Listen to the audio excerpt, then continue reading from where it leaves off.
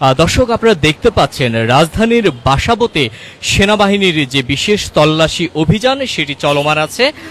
বিশেষ করে ফিটনেসবিহীন গাড়ির বিরুদ্ধে সেনাবাহিনীর এই অভিযান আমরা দেখতে পাচ্ছি।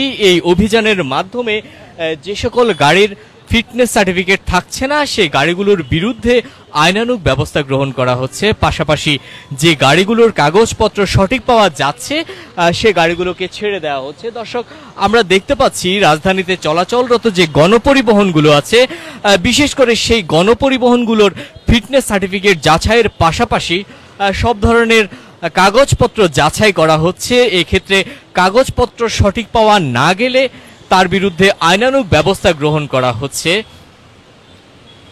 দর্শক, যুগান্তর লাইভে আপনারা দেখতে পাচ্ছেন সেনাবাহিনীর যে বিশেষ তল্লাশি অভিযান সেটি চলমান আছে।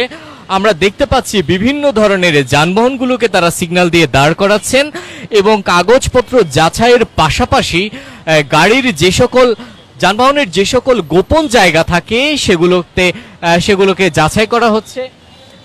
সেগুলো তল্লাশি করে তারা কোনো ধরনের অবৈধ কোনো কিছু পরিবহন করছে কিনা সেটি যাচাই করছেন। আমরা দেখতে পাচ্ছি যে গাড়িগুলোর কাগজপত্র সঠিক পাওয়া যাচ্ছে সে গাড়িগুলোকে ছেড়ে দেওয়া হচ্ছে। পাশাপাশি যে যানবাহনগুলোর কাগজপত্র সঠিক পাওয়া যাচ্ছে না সেগুলোর বিরুদ্ধে আইনানুগ ব্যবস্থা গ্রহণ করা হচ্ছে।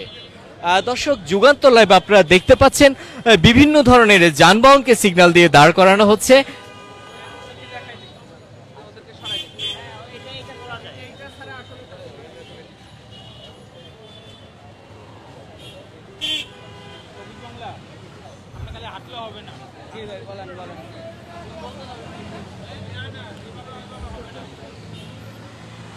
দর্শক, যানবাহনগুলোর কাগজপত্র যাচাইয়ের পাশাপাশি যানবাহনের যে সকল গোপন জায়গা আছে সেগুলোতে তল্লাশি পরিচালনা করছেন সেনাবাহিনী সহ পুলিশ সদস্যরা। এক্ষেত্রে কোনো ধরনের অবৈধ কোনো কিছু যেন পরিবহন করতে না পারে সেটি তল্লাশি করছেন। পাশাপাশি কাগজপত্র যাচাই করে যদি কাগজপত্র সঠিক পাওয়া যায় তখনই গাড়িগুলোকে ছেড়ে দেওয়া হচ্ছে। পাশাপাশি কাগজপত্র যদি সঠিক পাওয়া না যায় সেই গাড়িগুলোর বিরুদ্ধে আইনানুগ ব্যবস্থা গ্রহণ করা হচ্ছে।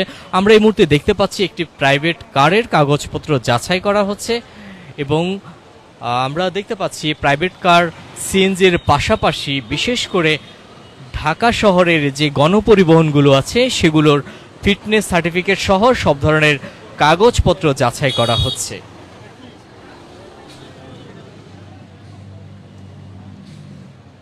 দর্শক, আমরা দেখতে পাচ্ছি এই মুহূর্তে একটি গাড়ির বিরুদ্ধে মামলা দেয়া হচ্ছে কাগজপত্র সঠিক না থাকার কারণে।